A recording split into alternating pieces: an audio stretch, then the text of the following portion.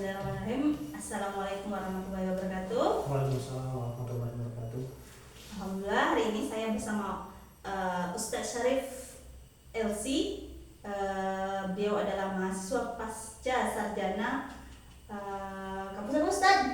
Nama kampusnya STEM, Sekolah Tinggi Islam Negeri Sultan Abdul Rahman, Kepulauan Riau.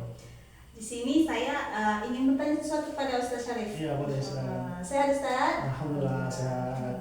Baik, pertanyaan pertama saya itu apa definisi model manajemen strategi dalam pengembangan pendidikan Islam? Ya, kalau kita baca di beberapa literatur buku manajemen, khususnya di pengembangan pendidikan Islam, kita akan banyak menemukan beberapa strategi-strategi yang ditawarkan oleh para praktisi pendidikan, para pengembang pendidikan Islam.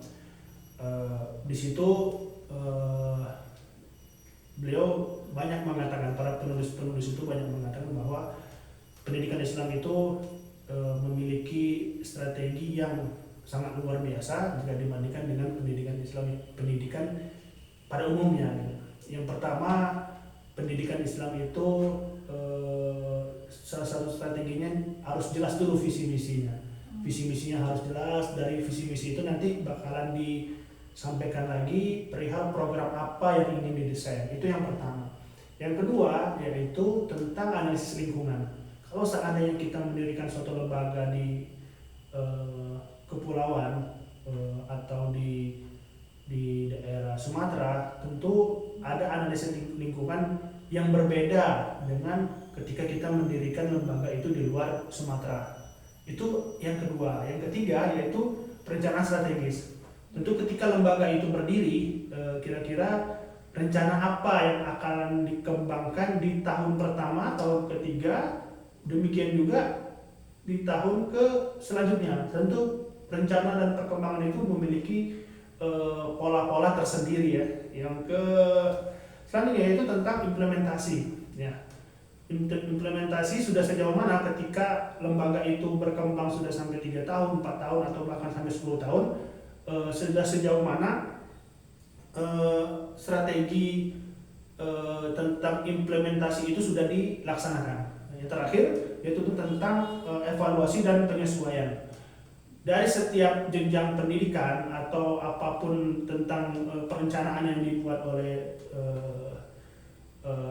pengembang pendidikan Islam, itu harus ada evaluasi dan penyesuaian. Ya. Kenapa harus ada evaluasi? Barangkali ketika berjalan 2 tahun, 3 tahun, di situ ada catatan tertentu, sehingga catatan itu atau hal yang bisa dikatakan minus itu tidak terjadi di tahun ke-3 dan ke-4 dan seterusnya. Penyesuaian yang terakhir yaitu kira-kira apa yang bisa disesuaikan di tahun ini supaya siswa itu naik ya. Nah, itu beberapa tentang strategi dalam pengembangan pendidikan Islam. Itu pertanyaan jawabannya. Kemudian selanjutnya yang kedua, Ustadz, saya ingin bertanya, ada beberapa model manajemen strategi, diantaranya itu analisis SWOT. Ya. Jadi boleh Ustadz kembangkan, atau maksudnya apa makna dari SWOT itu? Ya. Sebagaimana kita ketahui bahwa manajemen strategi itu ada beberapa ya, ada beberapa bentuk yang dibuat oleh orang-orang yang konsen di dunia pendidikan. Salah satunya yaitu ada yang dibuat dengan istilah analisis SWOT. Analisis SWOT ini itu adalah singkatan dari strengths, kekuatan. Yang kedua yaitu weakness, kelemahan. Yang ketiga yaitu opportunist, peluang. Yang keempat yaitu threats, yaitu ancaman. Ya. Dari beberapa kosakata English yang saya sampaikan tadi itu memiliki makna tersendiri. Yang pertama itu tentang kekuatan. Ya. Kalau seandainya kita membangun lembaga atau seandainya kita mengembangkan satu lembaga, kita harus mengetahui apa kekuatan yang kita miliki di lembaga tersebut. Yang kedua yaitu kelemahan. Di setiap kekuatan pasti ada sisi-sisi kelemahan yang di situ yang kita harus mengakui lembaga yang sedang kita rintis itu ada kelemahannya. Ya. Dengan kita mengetahui maka kita akan mencari obat dalam tanda kutip, yaitu apa yang akan kita berikan di lembaga tersebut. Ya. Yang ketiga yaitu peluang. Dengan kondisi zaman yang sangat luar biasa cepat, ya, kemampuan teknologi yang sangat luar biasa berkembang, tentu kita bisa melihat apa peluang yang bisa masuk di lembaga yang sedang kita rintis atau yang sedang kita rancang tersebut. Yang terakhir yaitu ancaman. Ya, ancaman ini dalam arti kata yaitu mungkin kita ada saingan di sekitar kita. Ya.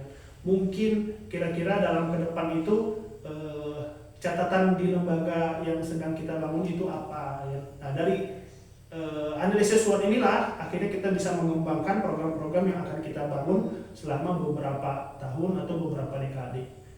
Itu yang bisa saya sampaikan. Baik, yang ketiga ataupun yang terakhir saya ingin bertanya Ustaz, bisa disebutkan beberapa jenis model manajemen strategi itu apa aja? Ya, kalau seandainya kita membaca di beberapa buku literatur tentang manajemen strategi, kita bakal menemukan beberapa pola, ya,